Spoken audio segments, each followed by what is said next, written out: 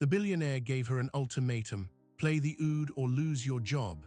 Layla, a waitress in a Dubai restaurant, had never touched the antique instrument in public, but with trembling hands, she began a 500-year-old Bedouin lament her father taught her, a song of longing and loss. The room fell silent. When she finished, the tycoon was weeping. He had just heard the same lullaby his father sang to him on his deathbed. What the billionaire didn't know was that Layla's father, Omar, had been a master oud player who once performed for royalty in Oman. After he died of a sudden heart attack, she shelved her own dreams and worked double shifts at the Dubai restaurant to support her younger siblings. The antique oud hanging on the wall wasn't just decoration, it was a silent witness to her deepest grief. She had never dared touch it. But that night, with her job on the line, her fingers moved by muscle memory, summoning the ancient melody her father taught her as a child. The song was a Bedouin lament passed down for centuries, a piece historians say carries the weight of lost homes and vanished loved ones. And somehow, in a room full of strangers, that grief found its mirror. To understand why, we have to go back 3 years earlier, when Layla first arrived in Dubai with nothing but a worn suitcase, a photograph of her father, and a promise she'd already broken. 3 years ago, Layla stepped off a bus in Dubai with a cracked phone, 300 dirhams, and a promise she was already failing to keep. She had sworn to her father on his deathbed that she would never let the family struggle, that she would keep her 2 younger siblings safe and fed. But the truth was, she had no plan, no connections, no safety net, just a photograph of Omar, her late father, holding his beloved oud, and a handwritten note he had slipped into her bag during his final days. "My Layla, the world will try to break you. When it does, remember the songs I taught you. They carry more than melody. They carry the strength of our ancestors. Do not let the oud gather dust." She had not opened the note until she was already on the plane from Oman. By then, it was too late to turn back. Her siblings, Yara and little Sami, were staying with an aunt in Zaka. The promise weighed on her like a stone. Dubai glittered on the horizon like a mirage made of glass and steel. The skyline promised infinite possibility, but the city had no interest in unskilled daughters of a dead musician. For the first 2 weeks, Layla slept in a women's hostel near Deira, sharing a room with 5 other expatriates. The scent of cardamom coffee and diesel fumes drifted through the cracked window. She sent out dozens of applications. Hotels, malls, offices, not a single callback. Then fortune shifted, or something close to it. A Lebanese restaurant named Cedar Palace, tucked into a side street near Jumeirah, needed a hostess. The manager, a stern woman named Rainier, hired her on the spot for a reason Layla didn't understand at the time. "You have your father's face," Rainier said cryptically, squinting at the photograph Layla had accidentally set on the counter. "He saved my brother once. I won't ask questions. Be here tomorrow at 6. The universe had just delivered a momentary grace, but it was the kind of grace that comes with invisible strings. Cedar Palace was not an ordinary restaurant. Its clientele included oil executives, real estate tycoons, and obscure royalty who valued discretion over glitz. The antique oud hanging on the main wall was not for decoration. It was a relic of a bygone era, donated by a patron whose identity remained a closely guarded secret. The staff whispered that it had belonged to a legendary court musician who played for the last Ottoman sultan. Whether true or not, the instrument radiated an eerie presence. Layla avoided looking at it during her shifts. It reminded her too much of her father's fingers moving across the strings, of lullabies hummed in darkened rooms. For months, Layla worked 12-hour shifts without complaint. She memorized every regular's name, learned to navigate the fragile egos of wealthy patrons, and sent 80% of her salary back to Jordan. Yara's school fees were paid. Sami's asthma medication was covered. The promise was being kept, barely, but something inside Layla was calcifying. Her father had once called her the soul of their household, the one who felt music in her bones. Now she was a machine built for efficiency, and the steady erosion of self was harder to notice than a sudden collapse. Then came the evening that would crack everything open. Nadim al-Hussein was not the richest man who dined at Cedar Palace, nor the most famous, but among the staff, his name provoked a particular kind of tension. At 56, He had built a shipping empire that spanned 3 continents. His office in Dubai Marina was rumored to employ 1,200 people. He was the kind of guest who summoned a server with a snap of his fingers, who returned food without explanation, who demanded window tables even when the restaurant was fully booked.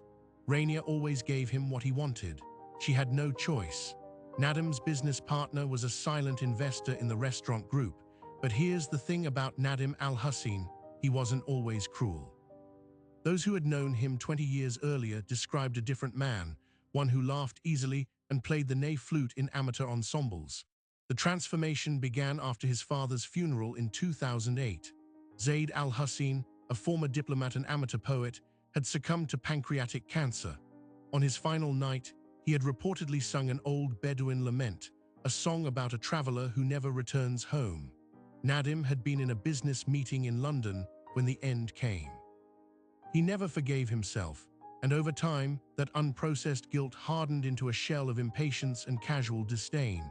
When Nadim walked into Cedar Palace that night, he was flanked by 3 associates. They were celebrating a merger worth $500 million. Rania seated them at the center table beneath the antique OUD. Layla was assigned to their section.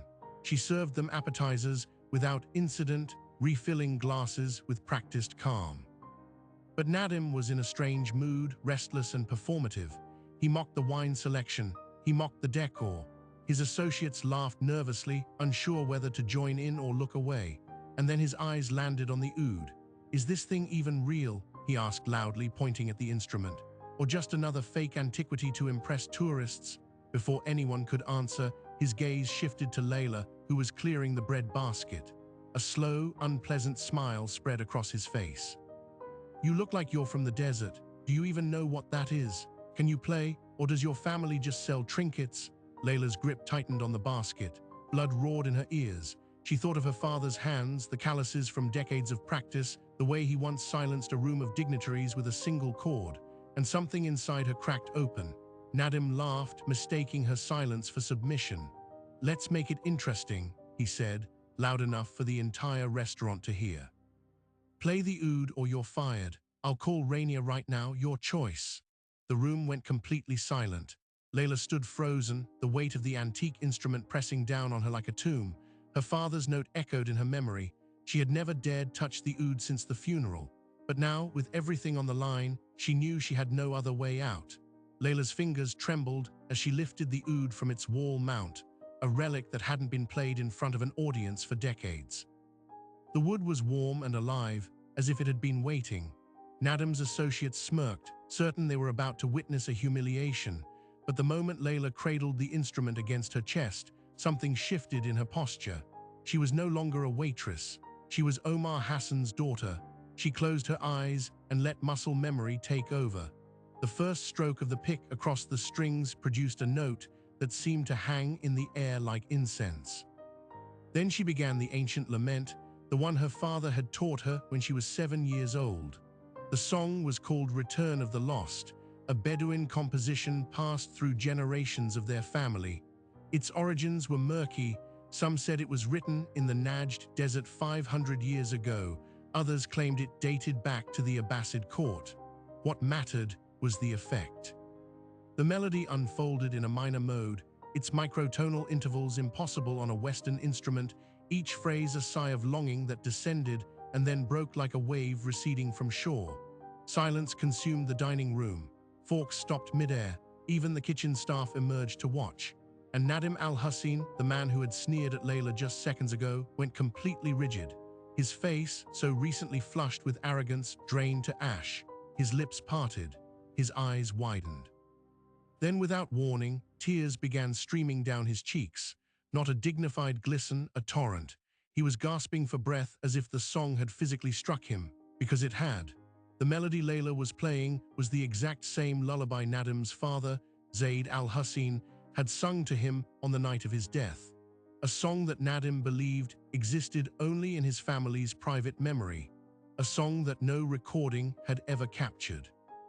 And yet here it was, resonating from the strings of a waitress he had just threatened to ruin. How was that possible? The answer would unravel everything Nadim thought he knew about his father, his empire, and the woman standing before him with an antique oud in her hands. Nadim's associates stared in confusion as their boss broke down. One reached out to touch his shoulder. Nadim swatted the hand away without looking. His focus remained locked on Layla, on her fingers dancing across the fretless neck, coaxing out the ghost of a melody that had haunted him every night since 2008. The song was sparse and slow, the spaces between notes carrying as much weight as the notes themselves. That was the Bedouin way, to leave room for the desert wind to speak between phrases, to honor the silence that followed loss. Layla played on, unaware of the effect she was having. She was lost in her own grief now, channeling her father's memory through every vibration. Tears moistened her own cheeks, but her hands never faltered. The lament told a story without words. A traveler leaves home full of hope, crosses barren plains, endures unimaginable hardship, and finally returns to find only ruins and grave. No words, yet every person in that room understood. When the final note faded, the restaurant remained silent for a full 10 seconds, an eternity in a place designed for chatter and commerce. Then slowly, Nadim rose from his chair.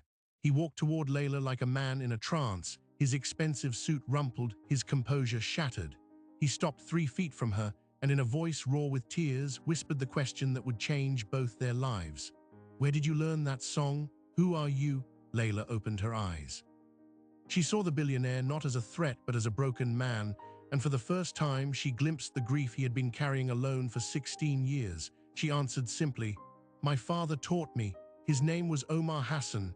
He was a master oud player in Oman. He said this song had been in our family for centuries. He played it for kings." Nadim staggered backward, the name hitting him with physical force. Omar Hassan, he knew that name. Every intimate concert his father had taken him to as a child, every quiet evening in their old villa, Zaid had spoken of a musician named Omar, a virtuoso whose oud could make angels weep. Zaid had called Omar his spiritual brother, a man whose art transcended borders and class. And in his final weeks, bedridden and frail, Zaid had often closed his eyes and hummed a fragment of what he called Omar's Lament, the melody that had consoled him through years of exile and ambition. Nadim had never connected those fragments to a full song.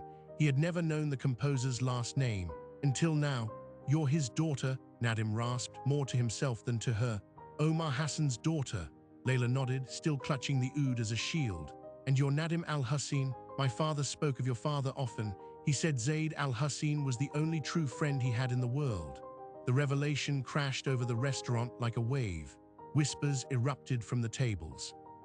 Rainier, who had rushed from the back office the moment she heard the music stop, stood frozen, her hand over her mouth. The narrative that had begun as a wealthy man's cruel joke had suddenly transformed into something ancient and profound, 2 lineages intersecting across centuries through a melody that refused to die. But the truly shocking discovery was still to come. After the restaurant closed that night, Nadim refused to leave. He begged Layla to sit with him, to tell him everything.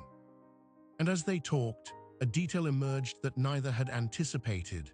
The antique oud hanging on the wall of Cedar Palace, the relic everyone assumed was an anonymous artifact, had originally belonged to Zaid al-Hussein's family. It had been donated anonymously to the restaurant a decade earlier by an executor of Zaid's estate, under strict instructions to never reveal its origin. The instrument Layla had just played was the very same oud that had once rested in Nadim's childhood home, the one his father had strummed each night before bed. Nadim had dined at Cedar Palace dozens of times and never once recognized it. Now the improbable truth was impossible to ignore. The woman he had tried to humiliate was the daughter of his father's closest friend. The instrument he had mocked was his own family's heirloom. And the melody that broke him open had been composed by ancestors who had carried it through famine, war, and displacement for 500 years, depositing it like a seed into the hands of 2 children separated by class and geography, only to reunite them in a restaurant on a Thursday evening in Dubai. But this story doesn't end with tears and reconciliation, because the convergence of these 2 families didn't just heal old wounds. It exposed a secret that someone powerful had tried very hard to bury. 2 days after the incident, a video surfaced on social media. A diner had captured the entire scene: Nadim's cruel ultimatum, Layla's trembling walk to the OUD, and the soul-rending performance that followed. Within hours, the clip had been viewed 8 million times. News outlets in 5 countries picked up the story. Journalists descended on the restaurant, hungry for details about the mysterious waitress and the billionaire who wept in public. And that's when the threats began. An anonymous email arrived in Layla's inbox, its sender masked behind encryption layers. The message was brief and menacing. "Stop talking about the song. Stop talking about your father. If you value your family's safety, you will leave Dubai within 72 hours. Attached was a photograph of Yara and Sami, Layla's younger siblings, walking home from school in Zaka, taken that very morning. Layla's blood ran cold. Someone was watching. Someone who didn't want the connection between the two families to be explored. But why? What could possibly be so dangerous about a 500-year-old song and the reunion of 2 grieving children? The answer lay buried in the unfinished business of Zaid Al Hussein's estate, a transaction that had made Nadim one of the richest men in the Gulf, but which had left a trail of betrayal that someone would kill to keep hidden. And the only living person who knew the full truth was now in the crosshairs, a waitress who had simply tried to keep her job. Layla stared at the photograph of her siblings, their innocent faces captured without their knowledge. The threat was unmistakable. Whoever sent this email had resources, reach, and a willingness to harm children.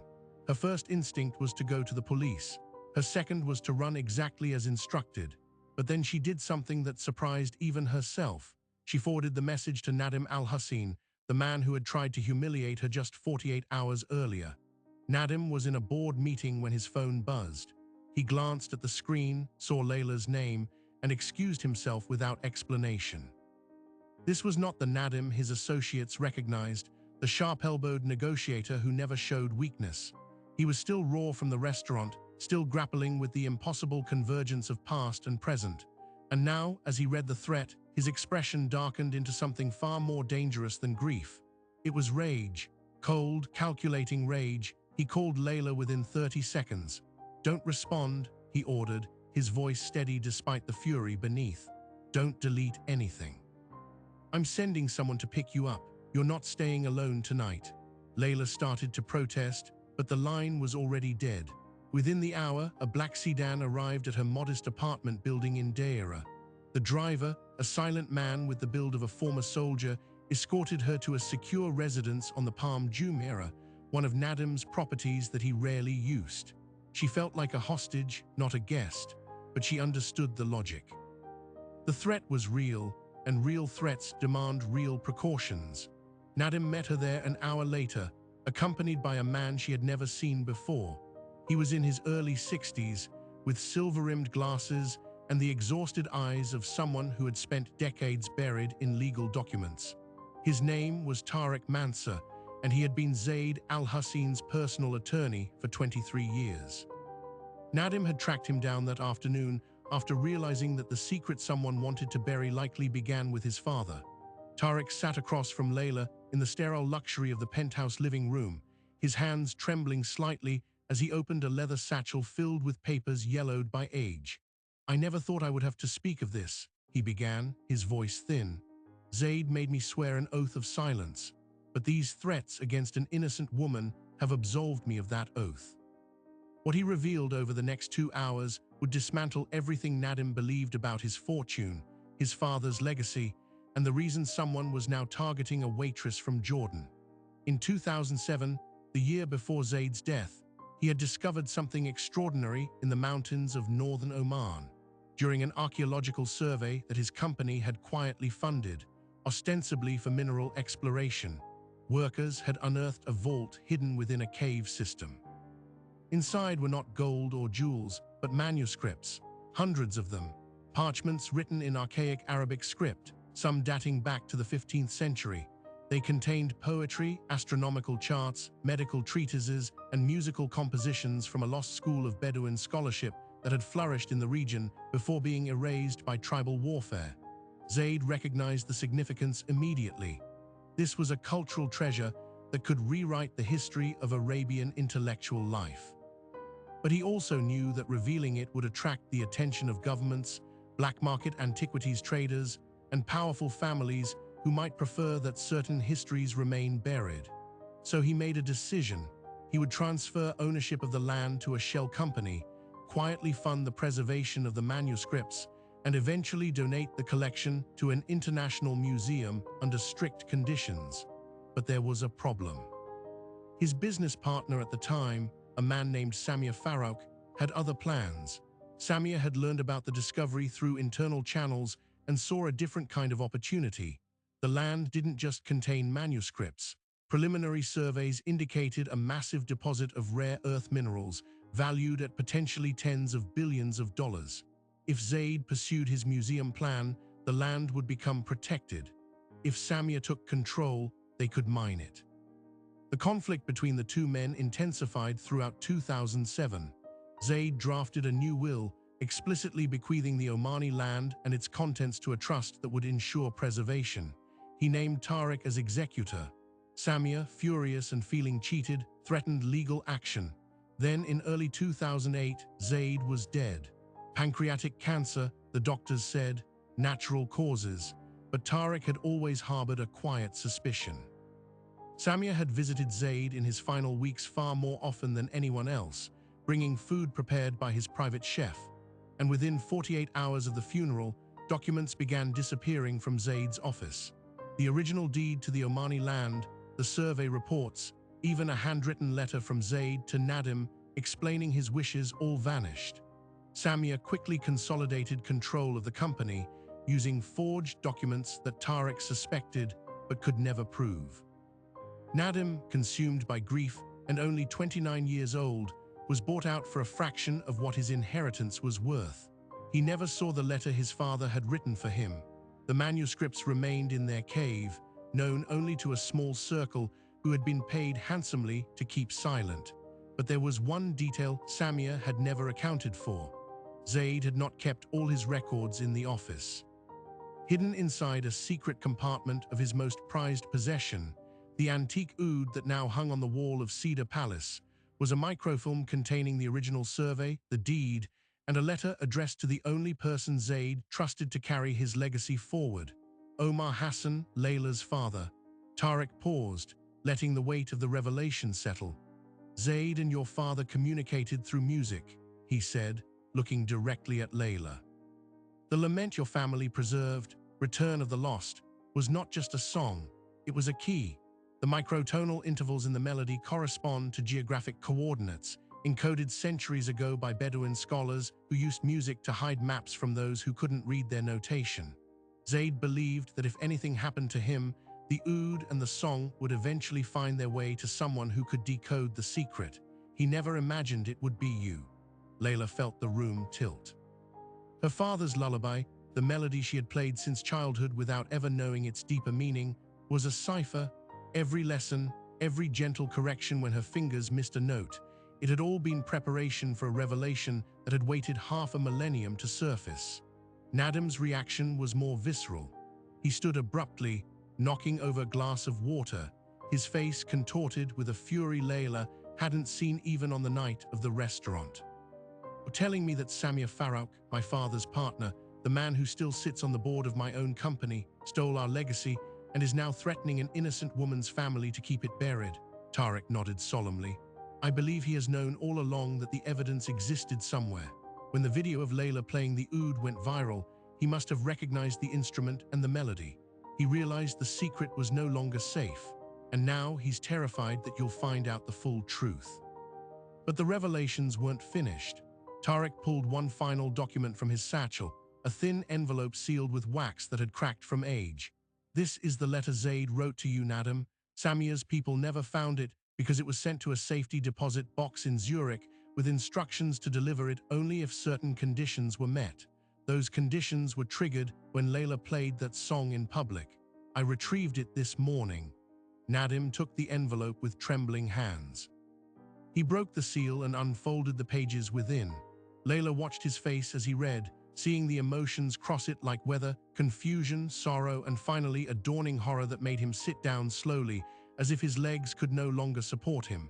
"There's more," he said, his voice barely above a whisper. My father didn't die of cancer. He was poisoned. He suspected it but was too weak to act. The letter names Samia and 2 other conspirators. It also reveals that the rare earth minerals in the Omani land include deposits of an element critical for advanced weapons systems. The value isn't billions. It's closer to $75 billion. Samia has been slowly extracting and selling these materials on the black market for over a decade, funding God knows what.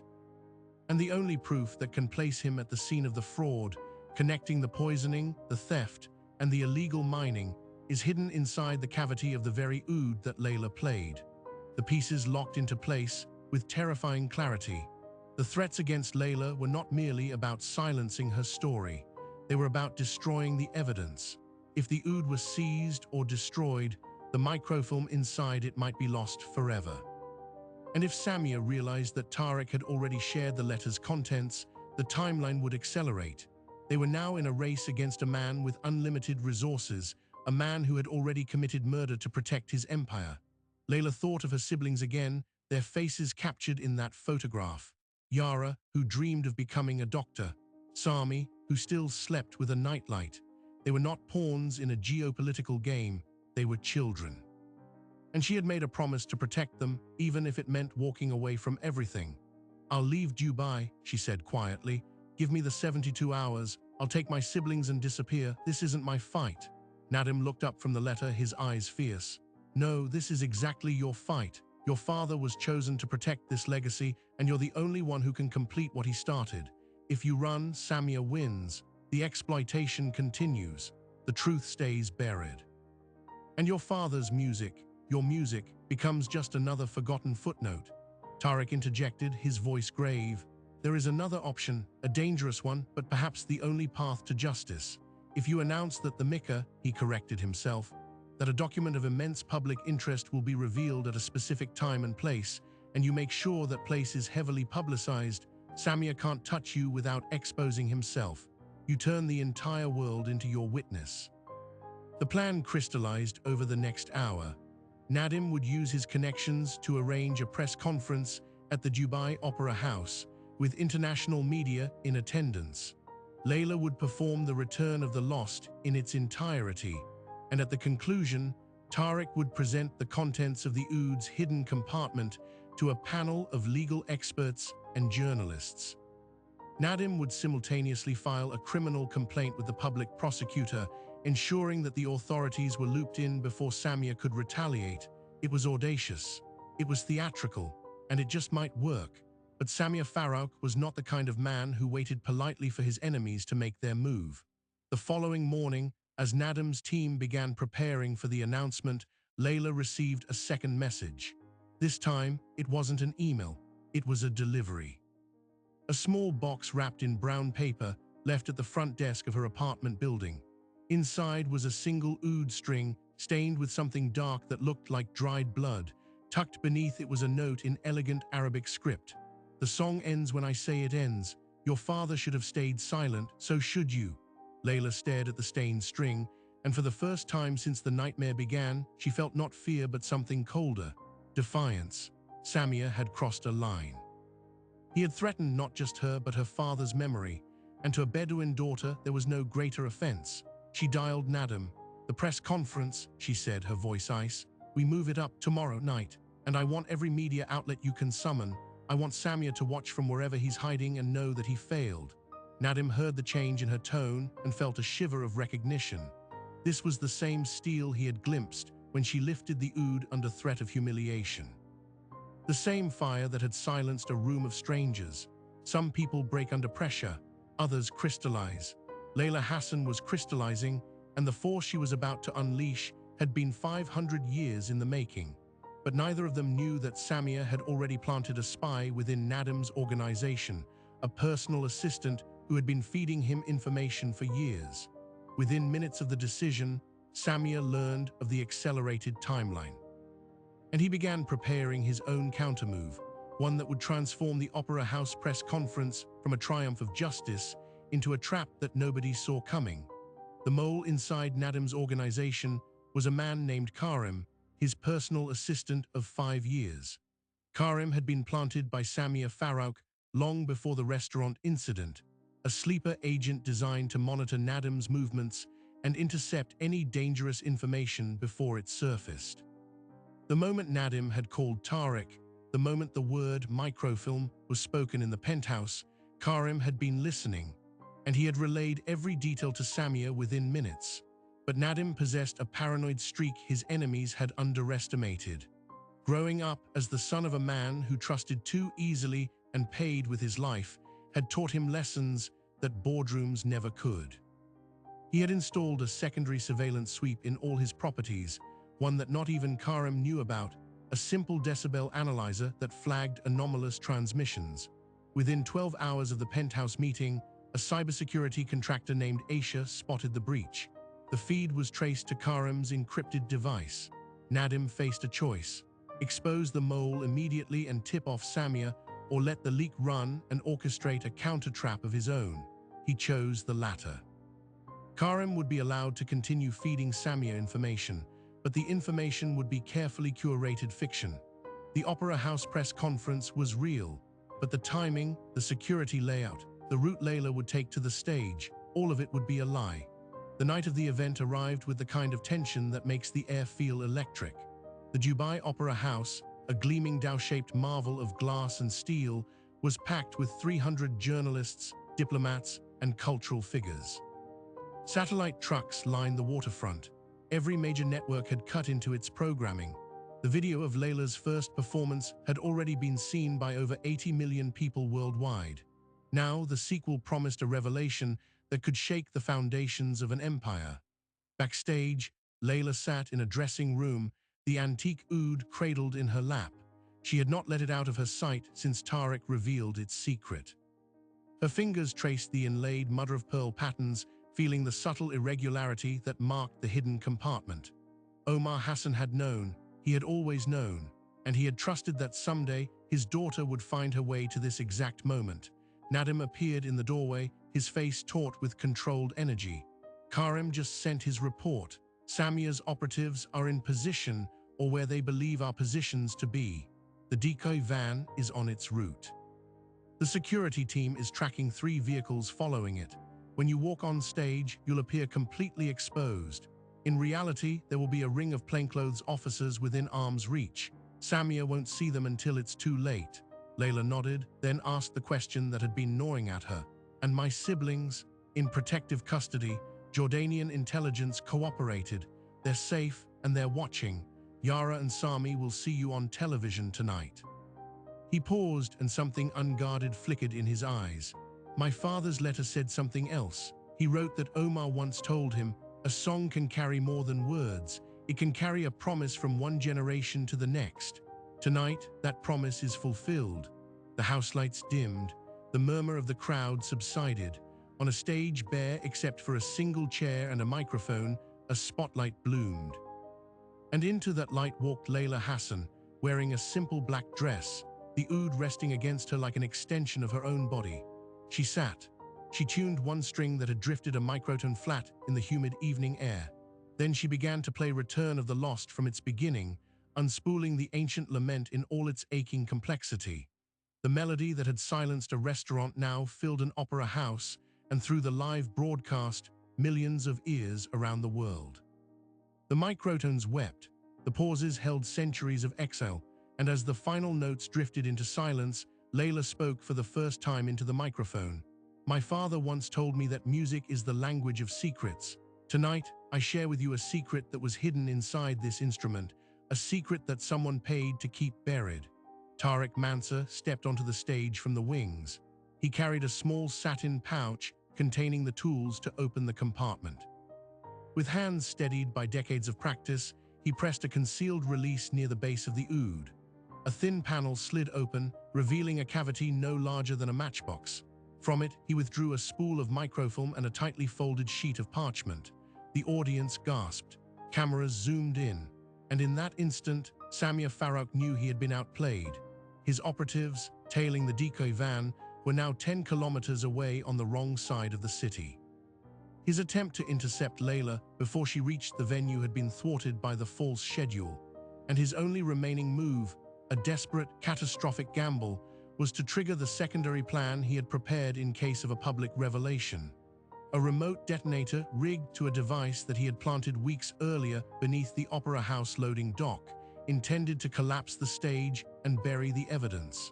The trigger was pressed. Nothing happened. The explosives had been located and disarmed by Dubai police just 40 minutes before the audience arrived, acting on an anonymous tip that traced back to one of Samia's own disgruntled engineers who had finally grown a conscience. The trap had been untrapped. The predator had become the prey. On stage, Tariq carefully unspooled the microfilm under a magnified camera feed. The images bloomed on giant screens, the original deed to the Omani land, bearing Zaid al-Hussein's name. The mineral survey documents, stamped and certified, and a handwritten letter, painstakingly pennied in elegant Arabic script, dated March 2, 2008, 8 days before Zaid's death. To my son, Nadim, if you are reading this, then I am gone and the truth has found its way into the light. The melody you have just heard is a key not only to hidden locations, but to a deeper inheritance. In the mountains of Oman lies a cave known to the ancients as Beit al-Hikmah al-Kafiyah, the hidden house of wisdom. Within it are manuscripts that document the intellectual life of our ancestors with a richness no modern library holds. Protect them, share them, and know that I was murdered. Samia Farouk, my partner and betrayer, administered a slow poison to my food in the weeks before my death. I have attached the documentation that proves this. Seek justice, my son, but do not seek revenge. That I leave to God. The silence in the opera house was absolute. Then, like a wave crashing, the sound of 300 people processing a murder confession, a stolen fortune, and a cultural miracle all at once. Nadim, standing in the wings, wept without shame. He had spent 16 years believing his father had wasted away from natural causes.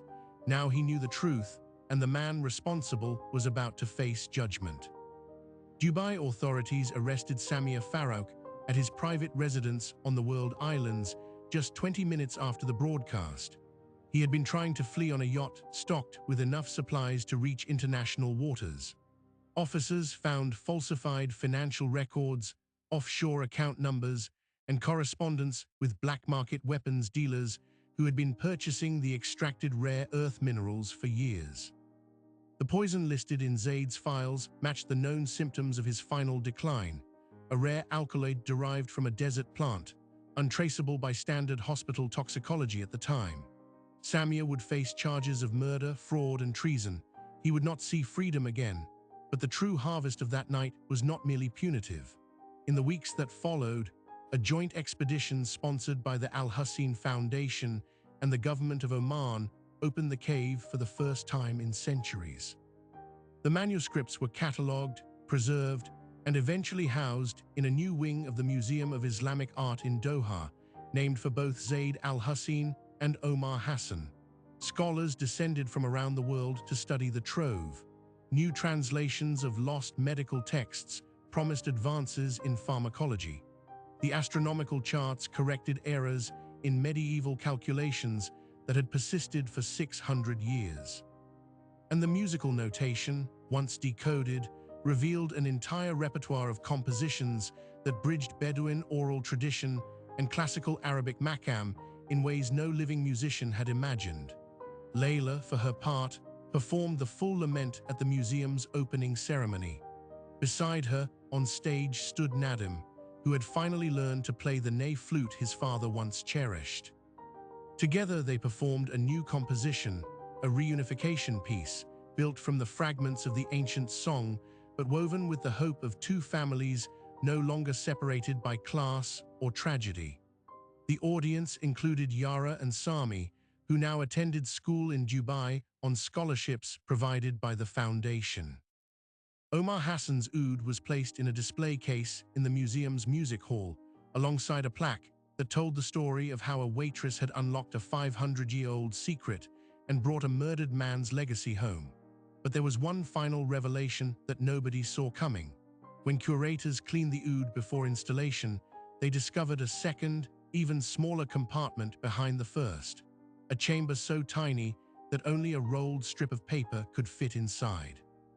Unrolled, it was not a document but a lullaby, the same melody Layla had played, written in a hand far older than Zaid's.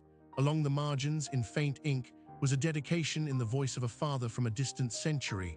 For my daughter, who will carry this song when I am gone, let it remind you that you are never lost. You are only returning. The identity of that ancient father remains unknown, but the message arrived exactly where it was meant to. The billionaire had given Layla an ultimatum that night in the restaurant. Play or lose your job. She played, and in doing so, she lost nothing and found everything. Justice for a murdered man, a treasure of human knowledge, and a melody that had been waiting 500 years for the right hands to bring it home. What Layla's story truly reveals is something far larger than one waitress, one billionaire, or one ancient song. Beneath the surface of our lives, hidden in plain sight, are legacies we've never been invited to inherit. How many melodies hummed by a grandmother contain encoded maps to lost worlds? How many heirlooms on dusty shelves hold compartments no one has thought to open? The hidden house of wisdom did not merely reside in a cave in Oman. It resides in every tradition that refuses to be forgotten, in every piece of knowledge a parent passes to a child not through textbooks, but through the quiet act of showing up, day after day, and saying, "This matters, remember this." The manuscripts recovered from that mountain have now been digitized and made freely accessible to scholars everywhere. A Bedouin tribe once forced into silence now speaks across centuries, and the rare earth minerals Samia tried to steal. Nadim placed them under international stewardship, with proceeds funding schools in refugee camps across the region. Zaid's vision, deferred by betrayal, was finally brought to life, not by revenge, but by restoration. Layla still plays the oud. She visits her father's grave each year and plays Return of the Lost as the sun sets, just as he once did for his own father. The melody no longer carries only grief. It carries completion, a circle closed. A promise kept across 500 years, and her siblings, Yara and Sami, are now learning to play the same song, their small fingers tracing the fretless neck as Omar's once did, as Layla's did, as the unknown father from the hidden chamber had hoped his daughter would. Stories like these remind us that heroism wears no uniform. It wears a server's apron, carries the memory of a father, and steps forward not out of certainty, but out of necessity. You never know what secret you carry inside you, what song, what knowledge, what courage, until the moment demands it.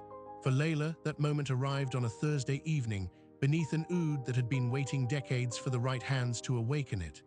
So the next time you pass something old and silent, a photograph, a piece of jewelry, a song your family half remembers, ask yourself what it might be guarding. Not everything valuable glitters. Some treasures hum quiet tunes, patient as stone, until the right ear bends close enough to listen. If Layla's story resonated with you, share it with someone who needs to hear that ordinary people can unlock extraordinary truths. Subscribe to this channel and hit the bell so you never miss a documentary investigation into the secrets hiding in plain sight. And tell us in the comments, what family heirloom or old melody have you always wondered about? Sometimes the best stories haven't been written yet. They're waiting to be remembered. Thank you for watching, and until next time, keep listening.